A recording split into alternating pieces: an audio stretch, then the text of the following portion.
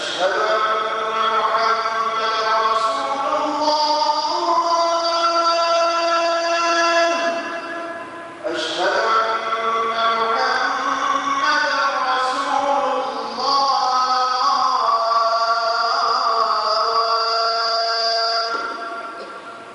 حي على الصلاة.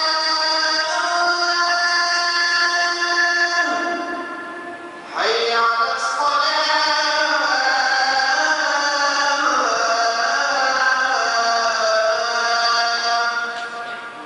حي على الفلاح.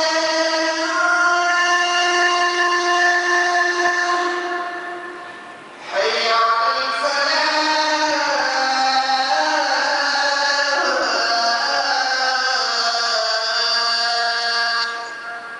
الله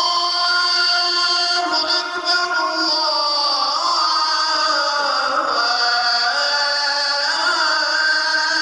أكبر. لا إله إلا الله.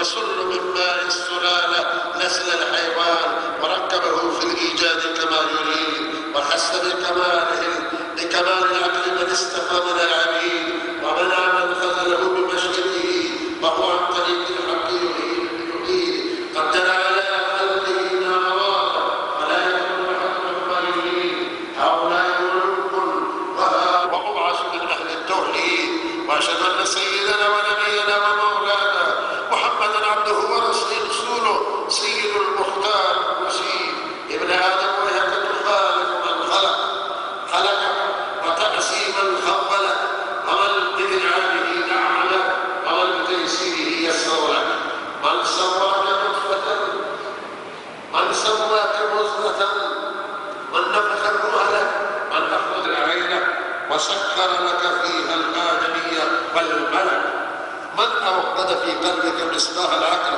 حتى عرفت ما عليك ولك ازرع بذر التوبة وأسقها بماء العبرة قبل أن تهلك ومن هلك. نسأل الله العظيم المولى الكريم أن يتداركنا برحمته وأن يميتنا مسلمين ويغفر لنا برحمته وهو أرحم الراحمين والحمد لله رب العالمين. أعوذ بالله من الشيطان الرجيم.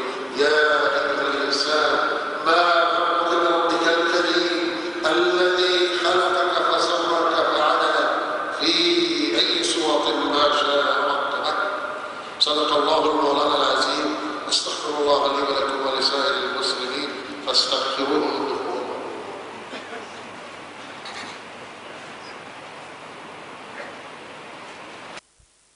إنه سید اوصیا حضرت عمر رضی اللہ تعالی عنہ اگر قاتل و ضارب فاطمه الزهرا می بود او مسلمانها به شما عقل اجازه می دهد نقل اجازه می دهد که دختر فاطمه الزهرا را در عقد حضرت عمر بیارن. غیرت و شجاعت و همت و حضرت علی اجازه می داد که ضارب کبود کننده پهلوی فاطمه را دختر فاطمه را به عقد نکاح او بدن. این هم حرف الکی نیست. اولاد حضرت علی از فاطمه الزهرا 4 نفر از ایشان امام حسن، امام حسین، زینب کبرا ملقب به عقیلا، زینب صغرا هست که منکا هست به ام کلثوم. باز درباره نکاح ام کلثوم حرف میزند. ابن شهر آشوب از کتاب امامت ابو محمد نوبختی روایت کرده ام کلثوم را عمر ابن خطاب تزویج کرد. عمر ابن خطاب تزویجش کرد. 17 هجری حضرت عمر رضی الله تعالی عنه ازدواج کرد، دارای 2 فرزند شد. و در کتاب فروع کافی باب عده نوشته است که زنی که شوهرش فوت کند کجا عده بگذراند؟ حضرت امام حسین میگوید که هر کجا عده بگذراند عیبی ندارد. میرود در خانه اون شوهر متوفا یا به خانه پدرش. البته مسئله فقهی بین ما آنها فرقی دارد. اگر خانه متوفا امن باشد عده باید اونجا بگذرانند. حضرت امام حسین رضی الله تعالی عنه می فرماید که روز وفات عمر حضرت علی آمد در خانه عمر و دست ام کلثوم را گرفت و به خانه خودش برد. 2 بچه داشت، 2 پسر. سندهای معتبر شیعه و سنی. باز حضرت علی رضی الله تعالی عنه بعد از فاطمه الزهرا ازدواج متعدد کرد. در همین کتاب 27 اولاد حضرت علی دختر و پسر داشتند. 4 تا از فاطمه الزهرا. کوچکترین دختر فاطمه الزهرا در عقد نکاح حضرت عمر ابن الخطاب هست و فرزندان خود را مسما به عمر، ابوبکر، عثمان در همین کتاب نوشته. فرزندان حضرت علی ابوبکر و عمر و عثمان. فرزند امام حسن عمر نام دارد. این چقدر رحمه بینهم بود سروران گرامی.